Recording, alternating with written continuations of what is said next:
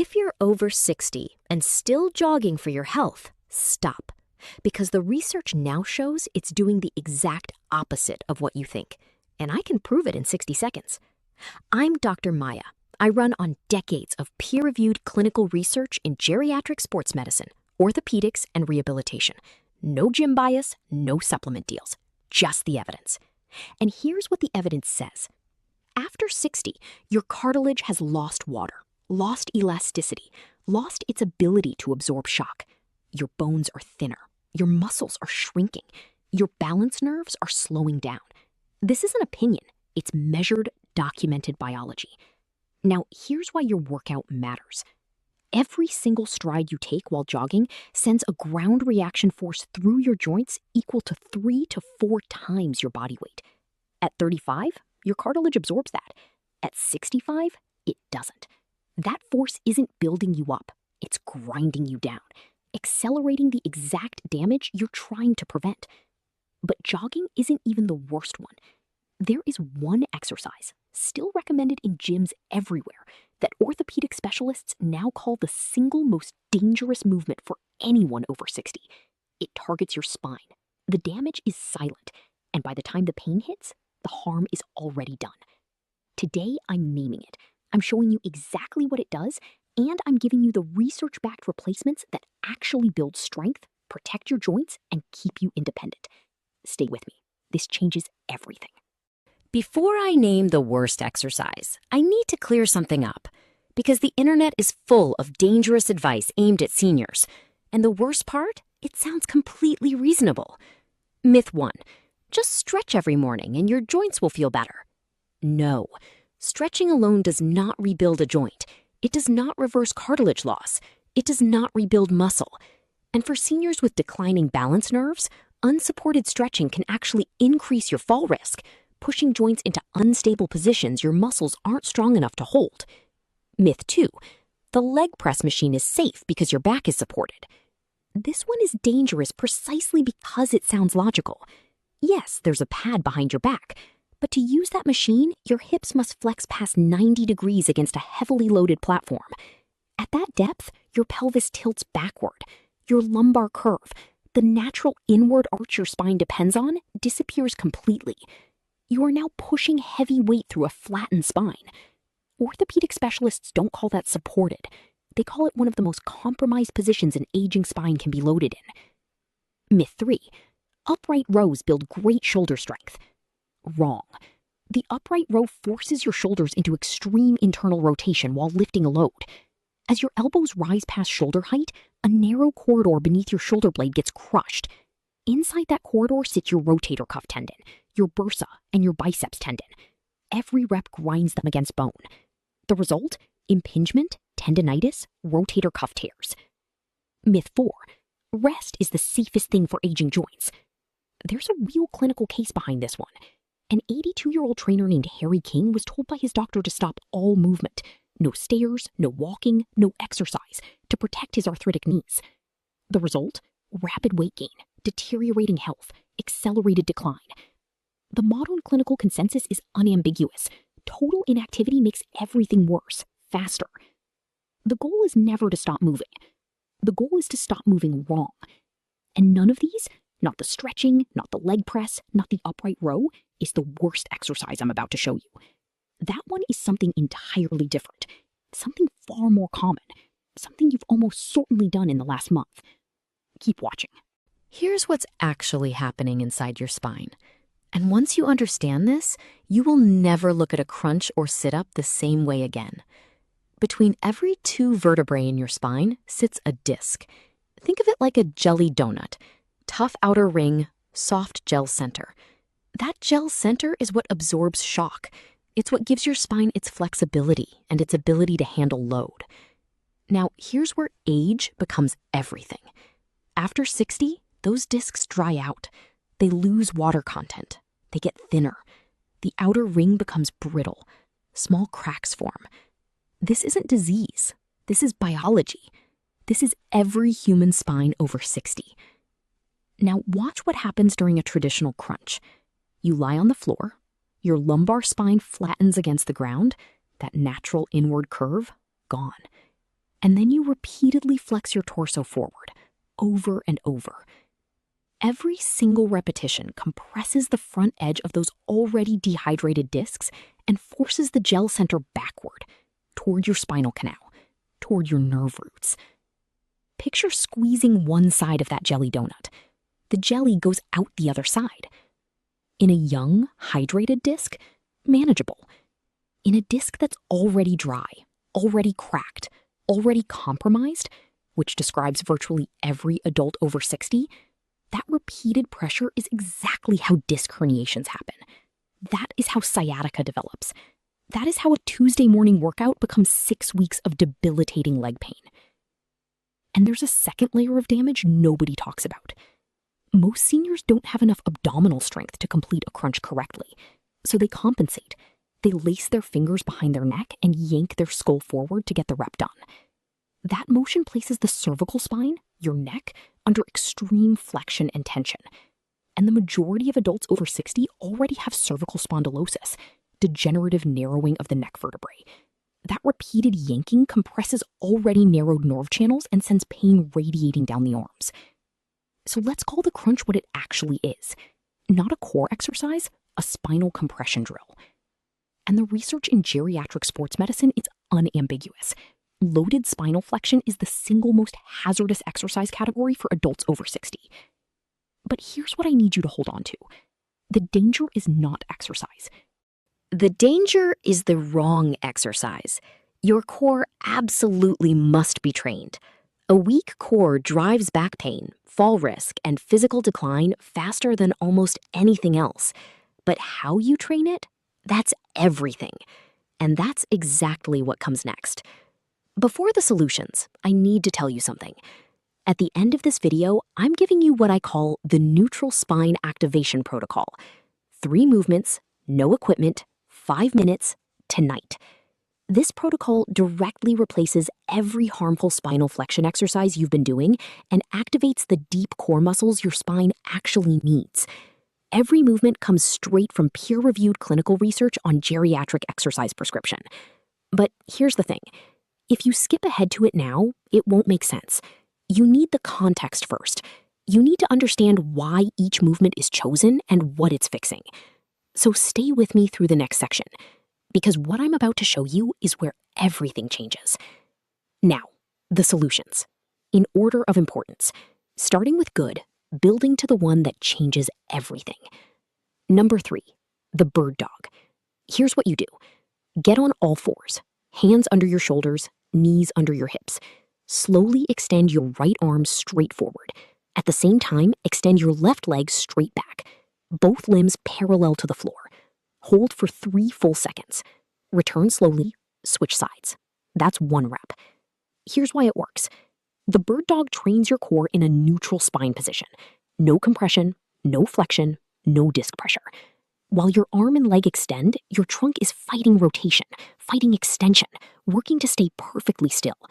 The muscles doing that work, your transverse abdominis, your obliques, your erector spinae, your glutes, are the exact muscles that protect your lumbar spine every time you get out of a chair, climb a chair, or carry something heavy. This is core training the way your spine actually needs it.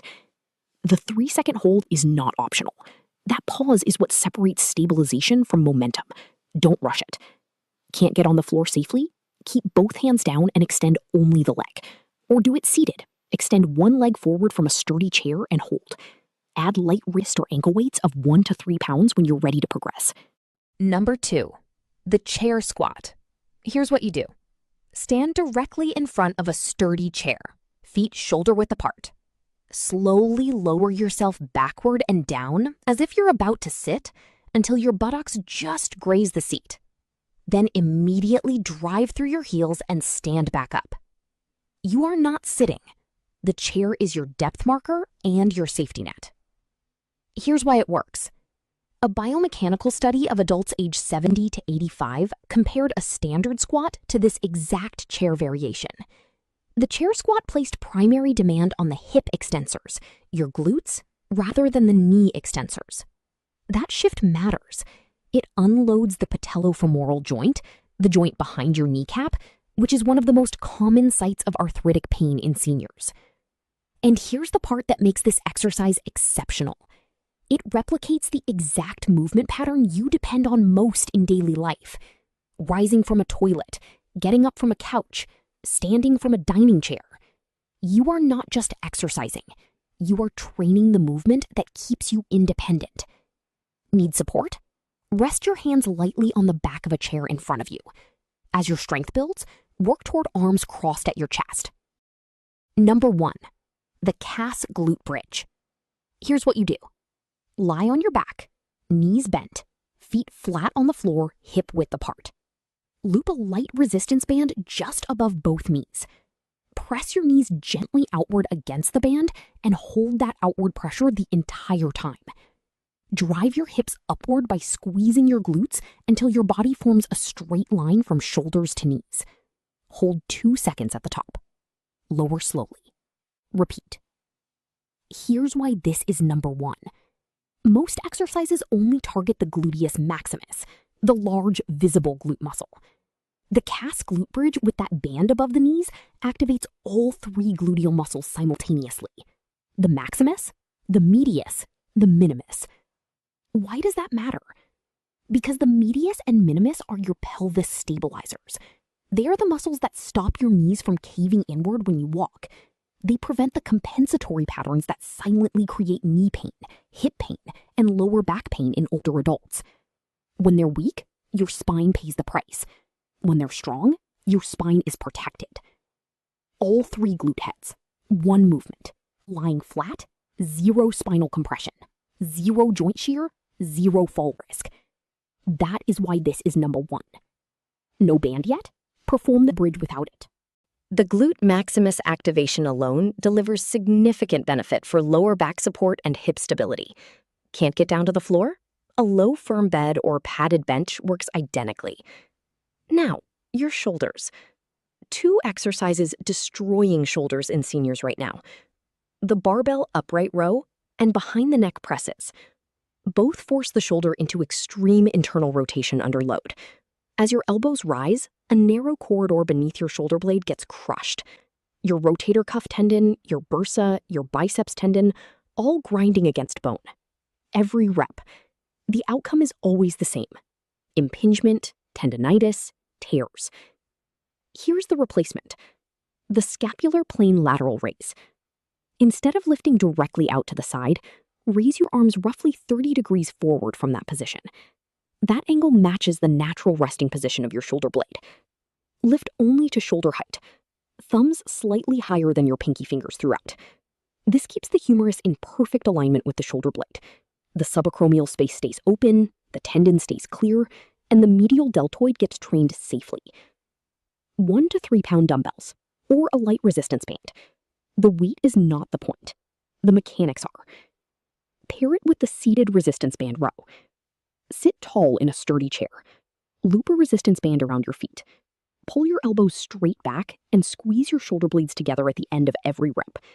This corrects the rounded forward shoulder posture that is nearly universal in older adults, and that posture is itself a cause of shoulder impingement. You are not just strengthening, you're reopening the space the damage was happening in. Finally, cardio. Long-distance running is loading compromised cartilage with 3 to 4 times your body weight, repeatedly. That is not cardio. That is accelerated joint destruction. Stair running is a fall waiting to happen. Stairs already account for more than half of all fall-related injuries in elderly adults. Your replacements, ranked by joint protection. Water aerobics and swimming first. The buoyancy of water reduces joint compression to near 0, while the resistance builds strength. For anyone with severe arthritis, this is not a suggestion. It is the prescription. Stationary cycling second. Low impact.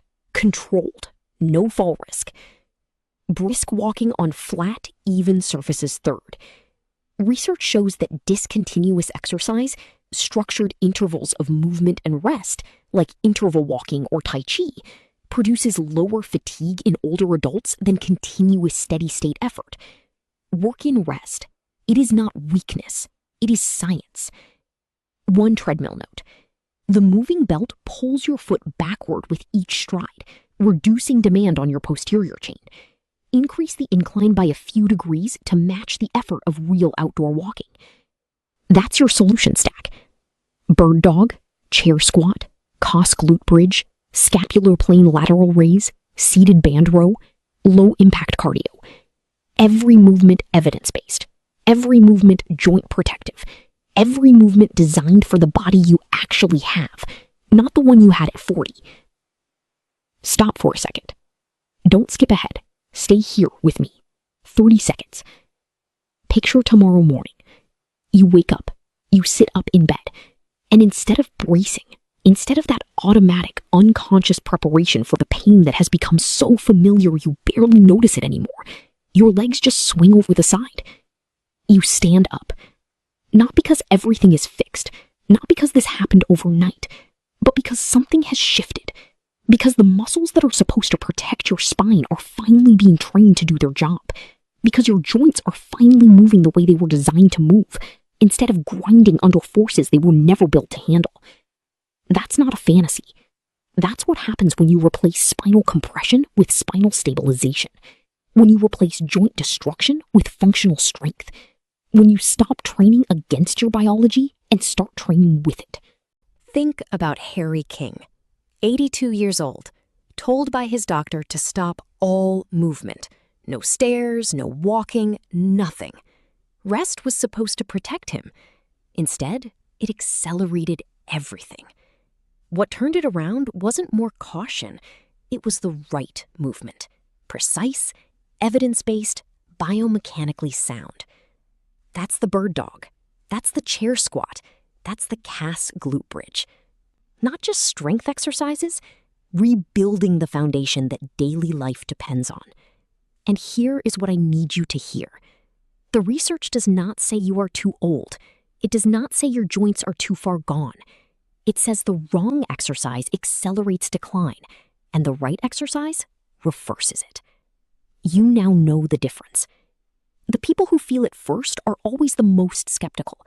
They feel it quietly, getting out of a chair without thinking, walking to the kitchen without holding the wall, waking up and realizing the first thought of the morning wasn't about pain. That's what's coming. Not dramatic, not overnight, just quietly getting something back that was always yours. I promised you the neutral spine activation protocol. Here it is. 3 steps, no equipment for the first 2. 5 minutes. Do this tonight. Step 1, the seated pelvic tilt. 60 seconds. Sit tall on a firm chair, feet flat on the floor. Slowly tilt your pelvis forward, letting your lower back gently arch. Then slowly tilt it backward, gently flattening that arch. Forward and back, slow and controlled. Breathe deeply throughout. Keep going for 60 seconds.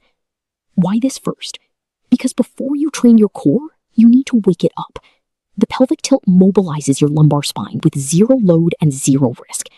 It activates the deep lower abdominals and the pelvic floor, the foundational layer that every other core movement depends on. Without this step, the exercises that follow are working on a foundation that isn't fully switched on. Stop immediately if you feel short pain. Step 2, the bird dog hold. 3 sets of 5 reps per side. On all fours. Right arm forward, left leg back. Hold 3 seconds. Return slowly. Switch sides. 5 reps per side. 3 sets. Rest 30 seconds between sets. Why this first? The pelvic tilt just created the neural connection. The bird dog now trains it under real demand. Your stabilizers are weak, now they're working. Resisting rotation, resisting extension, building the exact control your spine needs during every movement of daily life. This sequence, mobilize first, stabilize second, is not accidental. It is the protocol. Step 3, the Kas Glute Bridge. 3 sets of 10 reps. On your back, knees bent, feet flat. Band above your knees, press outward. Drive your hips up. Squeeze your glutes hard at the top. Hold 2 seconds, lower slowly. 10 reps, 3 sets, rest 45 seconds between sets. Why third? Because core stability without posterior chain strength is half the job. Your glutes are what offload your spine during movement. When they're weak, your lumbar spine compensates, and that compensation is where the damage accumulates. This final step takes everything built in steps 1 and 2 and extends it into the muscles your spine actually leans on. Core activated, stabilizers trained, posterior chain engaged. That is the complete sequence. Do this 3 to 5 times per week. Clinical research on isometric core training in older adults shows meaningful adaptation. The kind you can feel in daily movement begins within 2 to 3 weeks of consistent practice. Track one thing only: how you feel getting out of bed each morning. That is your earliest signal. That is how you know it's working. Before you go, I need you to think about someone in your life who's over 60, still grinding through the wrong exercises, still doing crunches, still using the leg press, still jogging on joints that are begging them to stop, doing everything they've been told and still getting worse. Someone who has started to quietly accept it. The pain in the morning, the stiffness, the activities they've stopped doing, the version of themselves they've stopped expecting to get back. They haven't found this yet. Right now, today, that person is either sitting out of something they used to love, or waking up every morning already bracing for the pain, or quietly grieving a body they believe is gone for good. It isn't gone. The research is clear. Decline is not inevitable. It is a mechanism, and mechanisms can be interrupted. The right movement, applied consistently, changes the trajectory. They just need someone to show them that. That someone is you. Send them this video, not because it helps the channel, because they are doing the work. They are showing up every day, and nobody has given them the right information yet. If this video gave you something real today, subscribe, because every video I make is built on the same foundation. Real research, real mechanisms, real solutions for people who are done accepting decline as a destiny. And share this, not for me, for the person in your life who needs to hear that it's not too late, that their body is not broken, that they just haven't been given the right tools. Until now.